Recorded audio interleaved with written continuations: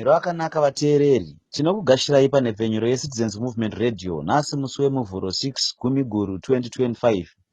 Nhau dzichiverengwa naRonald Ondongwa. Heino yemisoro yenhau.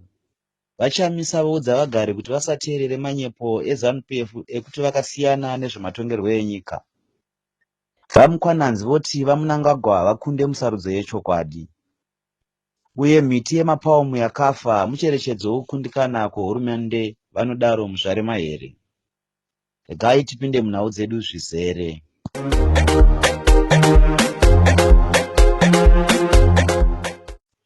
Mutungamiriri wevanhu VaChamisa varasa mashoko ekunyepa ekuti vakasiya zvematongerwo enyika kuti vaende kunoita zvidzidzo zvePhD kuAmerica. Mugwaro ravakanyora nezuro, VaChamisa vakati vanoramba vaine chivimbiso chavo chavakapa vatsigiri vavo kuti vakaisa pfungwa dzavo pakurwira shanduko kusvika nyika yasununguka. Zvichakadaro, vagari vemudunhu reMashonaland Central vati vari kuramba vakavimba neutungamiri hwaVaChamisa uye vakamirira bato richaburwa naVaChamisa munguva pfupi iri kuuya. Mutauriri webato rinopikisa vaPuromisi Mukwananzi vati vaEmmerson Mnangagwa vanoziva kuti havakwanisi kukunda musarudzo. Nekudaro ndokusaka vaine shumiro yokuti sarudzo dza2028 dzimbomira kuitwa. Muhurukuro navaBlessed Mhlanga pachirongwa cheFree Talk Show, vaMukwananzi vati komishini yeZeki inofanirwa kuumbwa patsva kuti pave nesarudzo yakajeka munyika. Ngatinzwei vachitsanangura. If you call for an election today, Mr. Mnangagwa will not win that election. But that explains why you have been missing. Let's talk about calling off the elections. Yes. No. Let's talk about calling off the elections. Zimbabwe Electoral Commission has been calling for numerous by-elections. You have not been participating because you are afraid that participating you'll be walloped. Zimbabwe Election Commission is unfit to call for any election, and that is even underwritten by SADC. It is a body of criminal elements led by that lady. They have no credibility whatsoever to conduct an election in this country. What have they done about the SADC recommendations for free and fair elections? Nothing. What have they done to clarify all the accusations against them from the 2023 elections? Nothing. What have they done to announce the official figures of the presidential election of 2023? What have you done to make them do that? Because they are a constitutional obligation. They are not supposed to be made to do it. They are supposed to do it. And when they fail to do it, they become unfit to remain there. And you are sitting there. And now they are not in a position, they don't have the authority now. They've squandered their own legitimacy and authority to call for any election in this country. As long as they are in the composition that they are, they cannot call for an election in this country. And people think that it is an election. And that explains why Mr. Mnangagwa is not willing to go to election in 2023. If an election was it would be a go over, and he would be wanted an early election. But he knows that he cannot win an election. He's never won an election in this country. And he has continued to rule this country illegitimately since 2017. In 2017, he came to power without elections. In 2018, he came to power through a flawed and rigged elections. Same applies to 2023. And now he wants to cancel elections altogether because he knows that he cannot win an election in this country. So it's not about an election. It's just about Mr. Mnangagwa's unwillingness to follow the laws of our country, to follow the channels to attain power. But President Emmerson Mnangagwa has insisted that he's a constitutionalist, and in fact he says that he has no interest to extend his term in office. He's lying. If that was the case, he would have stopped all his lieutenants who are going around the country saying that Mr. Mnangagwa must continue. He's now unable and unfit to be trusted to be the protector of the Constitution and the sanctity of the Constitution of this country. It's not about the words that he says, it's about the actions that we can say whether he's telling the truth or not. And so far, his actions show that the statements that he's making, there is not being honest. But those who have been given cars are not necessarily poor that they can't afford their own cars. So why are they taking it? It even makes the situation worse. If they can afford their own cars, why are they taking free cars? In a country where people are suffering. Why don't they say, no, I have my Honda Fit, I'll use it. Can you please use that money to fix Siparenya to hospital? This is private money coming from private. That is not private money. That is not private money. Do you have evidence? That is not private money, my friend. Why are those people saying, well, thank you, Mr. Mnangagwa, when they're getting the cars from Chifai? Why are they thanking Mr. Mnangagwa? They're not foolish. They know where the money is coming from. And that is what we are saying. It's wrong. It must be stopped. Everyone goes there, is given a car by Shiva. He thanks Mnangagwa. And we say the money belongs to Shiva. It's not belonging to Shiva. Even if it was Shiva, if it was his money, I would have said, my brother, can you put this money in more useful things for this country than giving people cars? What are the cars for? To drive around? To go where? To do what? Is that what is immediate need of the citizens of this country? Vehicles. Vaimbove mumiriri weMount Pleasant muparamende muzvare Fadzai Mahere vati miti yemapalm tree iri kufa iyo yakadyarwa gore rapfuura mugadziriro yemusangano weSADC wakaitirwa muHarare mucherechedzo wekuti vaEmmerson Mnangagwa vakatadza basa ravo rekutungamirira hurumende. Hurumende yavaMnangagwa yakashandisa zviuru nezviuru zvamadhora ekuAmerica kusima miti iyi mukuedza kushongedza migwagwa yeHarare pamberi pemusangano wekugadza vaMnangagwa kuvesa chigaro weSADC gore rapfuura. Asi vakabhadharwa mari yekusima miti iyi havana kuzozadzisa chibvumirano chavo chekuramba vachichengeta miti yacho kusanganisira kuidiridza. Tataura nevaongorori vezvematongerwo enyika vatoni shava kuti vatipe maonero avo panyaya iyi. Hello champions, hello citizens, Tony Shava here. Well, I do share the same sentiments with Advocate Fadzai Mahere concerning what she said about the palm trees in Harare that were planted towards the summit. This in itself is a reflection of the deception of the Mnangagwa government, the deception that they have. They are deceivers in everything. They are hypocrites, because they were trying to show a certain picture to the visitors, but the picture is not that's not the reflection of the genuine things that are on the ground. They were just painting a picture of something that is not. It's not wrong to beautify a place when visitors are coming, but it is wrong when a city like Harare, which was once called the Sunshine City, that a city that is totally dilapidated under the watch of the Emmerson Mnangagwa government. I know they say that the city is run by the opposition councils, but do we still have any opposition to talk about? Do we still have any opposition? And even if the councils are run by the opposition, but still the money that they use is not only the money that belongs to the council that they use. They must also get something from the government, because what the council will have shows what the country, the government on itself has. Because you cannot have a government that is capable and then have a particular city that you say is incapable. We are supposed to be having a running government.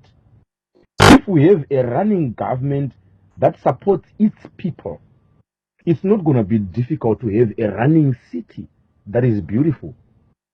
So it's totally hypocritical to just plant those palm trees and then totally forget about them. Now what we are seeing is the true picture of the city of Harare, what it is. You know, it has lost its glow. The city of Harare. It is no longer the Sunshine City as it used to be called. It's now a thing of the past. And everything, the wilting of those trees, they are a sign of, you know, the state of affairs in the government of Zimbabwe. How they failed everything. There is nothing that is still running in Zimbabwe. It's not only about Harare. Everywhere. This is the predicament we have as Zimbabweans. This is the trouble we have. We need new leaders. We need a new government. Thank you.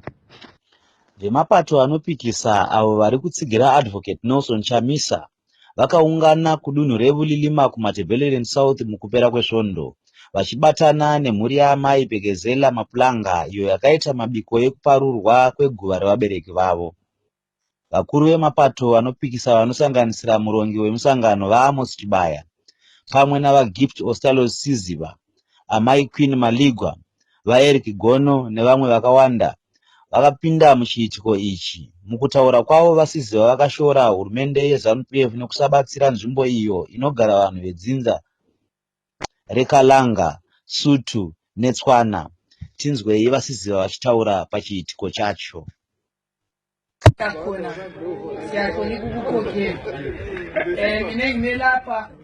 Sibuye bakithi ukuzoxhasana nani kulo msebenzi ngendaba yokuthi umama uMaplanka umuntu esebenza la. Ama-testimony akhulume lapho thina abantu asebadlulayo zange sibabone njalo sizange siphile la, kodwa laba esiphila labo kade sabayinzalo yalabo abangasekho. Imisebenzi yabe iyakhuluma through umama uMaplanka ngoba thina umama uMaplanka uyasitshengisa indaba yothando. So that is ukuthi is she a pretender or a genuine love? So namuhla you have confirmed and affirmed what we're saying, ukuthi imuli leyi yakhulisa abantu ngothando. Enxa yokuthi singayenza konke thina esikwenzayo bakithi kulama-risk amaningi kakhulu. Umsebenzi esiwenzayo somsebenzi olula, kodwa lo msebenzi okwenza ukuthi sime lapha esikhona lisibona sonke sinje so. Into esibambanisayo aso-church, ngoba abanye ngabe-SDA, abanye ngabe-FM, abanye ngabe-waphusa. Abanye basapoti Arsenal, abanye basapoti Dimare, thina singabe Highlanders. Kodwa okusibambanisayo luthando lelizwe. Yikho elisifundise khona bakithi siyalifunda kini ama-testimony akade ephuma lapha ayibufakazi. VaChamisa sisenza umkhankaso ngomnyaka odlulileyo, wabona uthando lolo abanye thina singabaniboni, wasuka all the way sathi le rally eMzarabani, from Mzarabani sathi ubusuku bonke sisiya phansi le eBulilima, ethena mfuna ukuyagqoba khona ukuze ngisapote lo mama ngokuthando alwalo ngelizwe lakhe. So yikho libona sisukume lapha sonke sidonswe luthando, ngoba inhlanganiso yethu ibanjaniswa luthando lokuthi iZimbabwe ikwanisa ukusebenzela wonke umuntu, wethu ngale noma ungale. Thina okusibambanisayo ukuthi sonke sikwanisa ukuphila kuhle, yikho esikulandileyo. Ngiyabonga nabisela kubasasebenzi. Vanhu vokurudzirwa kuti vamise urongwa huri kuitwa navaEmmerson Mnangagwa hwekuwedzera utongi hwavo kupfuura gore ra2028. Izvi zvakataurwa nemumwe mukuru mubato rinopikisa, Senator Jameson Timber. Vachinyora padandemutande ravo, Senator Timber vayambira kuti zvichave nengozi kuti veruzhinji vabvumidze vaEmmerson Mnangagwa kutyora bumbiro remutemo kuitira kuti varambe vari pachigaro. Vayambira kuti kana vaMnangagwa vawana mukana wokuwedzera nguva yavo pachigaro, vachawedzera udzvinyiriri munyika. Pane kuchema-chema kwevanhu mushure mekunge vaRobert Mugabe Jr., mwana wemushakabvu Robert Mugabe, vapiwa mukana wokubvisa mari yechibatiso inosvika $300 emadhora mushure mekuwanikwa vaine zvinodhaka zvisiri pamutemo nechishanu chapfuura. Murwiri wekodzero dzevanhu vaRobson Chere vati pane mutemo wenhengo dzeZANU-PF uye mumwe wezvarwa zvose zveZimbabwe zvinogaronyimwa mukana wekubhadhara mari yechibatiso kumatare edzimhosva kunyange zviine mhosva diki. Tinzwei vachitaura. Tinoona kuti mutemo wedu muZimbabwe unotonga wakarerekera nenyaya yekuti judiciary system yedu haisi independent. Chaona Robert Mugabe Jr. akapiwa bail mushure mekunge abatwa nembanje necocaine achidriva zviri reckless akaregedzwa. Ana Priska Mufumira wakaba mamiliyonzi wakangosungwa nguva diki bva waregedzwa wadyadyena nenyaya yekuti vanhu vese vakarerekera kubato reZANU-PF riri kutonga. Asi tikatarisa isisu vanomirira kodzero dzevanhu nevamwe vanenge vasiri connected vanenge vachitaura chokwadi tinosungwa tisina mhosva yatapara nenyaya yekuti tiri kungotaura chokwadi chete. Togara mumwe tonyimwa bheil kumatare ekomajistrate, totozopiwa bheil kana kuhigh court. VaJobs Kala chaivo vakatowanikwa vachaita over a year vari mujeri asi vachinyimwa bheil nenyaya yekuti tinenge tichitaura chokwadi. Matare kutoaplya bheil kumajistrate court kana uri munhu anoita zvekumirira kodzero dzevanhu unenge uchitoziva kuti uri kupedza nguva hauri wani. Asi ava vanenge vari connected neZANU PF unovaona vanongosungwa zvinguva diki diki vobva varegedzwa kuita sekunzi panzi pane zvaitika. Saka tinoti mutemo chaicho kana uchishanda munyika, mutemo haufaniri kutonga wakatarisa kuti ndiani kana kuti ndiani. Mutemo unofanira kungotonga nemazvo. Izvo ndo zvatinokurudzira kuti vanhu veZimbabwe vanga vachiita seizvozvo, kuti vange vachitaura kuti mutemo ngaumire semutemo usingatarise kuti ndiani apara mhosva. Mbavha dzinosanganisira zvizvarwa zviviri zvekuSouth Africa dzakafa mushure mekupfurwa pakurwisana nemapurisa pedyo neNorton nechishanu. Matikiti maviri eCID homicide akakuvara zvakaipisisa uye vari kurapwa muchipatara. Mumashoko avo mapurisa akati chikwata ichi chine chekuita nembavha dzinosvika 5 chakayambuka kubva kuSouth Africa kuzopamba muBulawayo, Harare neKwekwe. Motokari yerudzi rweToyota Axio, mapistol 2 nembatya dzine chekuita nekubira vanhu muHarare nguva pfupi yadarika zvakawanikwa panzvimbo yakapfurwa mbavha idzi. Mapurisa akatsidza kuti acharamba achirwisa makororo akadai. Prime Minister weFrance vaSebastien Lecornu vasiya chigaro mangwanani ano. Kusiya basa uku kunouya vaLecornu vasati vapedza mwedzi vari pachigaro, mushure mematambudziko ezvematongerwo enyika ari kuramba achinetsa munyika yeFrance. Mutungamiriri wenyika iyi, President Emmanuel Macron, vanonzi vatambira kuramba basa kwavaLecornu vakati vatotanga kutsvaga mumwe Prime Minister uyo achatsiva vaLecornu, asi vanopikisa munyika iyi vari kudaidzira kuti hurumende yose isiye basa kuti vaite sarudzo nyowani.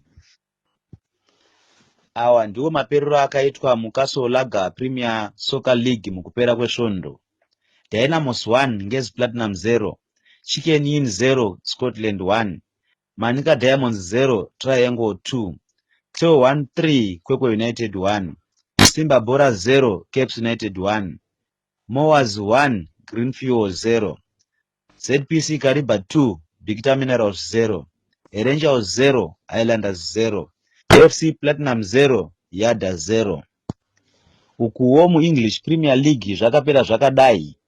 Arsenal 2 West Ham 0, Manchester United 2 Sunderland 0, Chelsea 2 Liverpool 1, Brentford 0 Manchester City 1, Everton 2 Crystal Palace 1, Wolves 1 Brighton 1, Aston Villa 2 Burnley 1, Newcastle 2 Nottingham Forest 0, Leeds 1 Tottenham 2, Bournemouth 3 Fulham 1.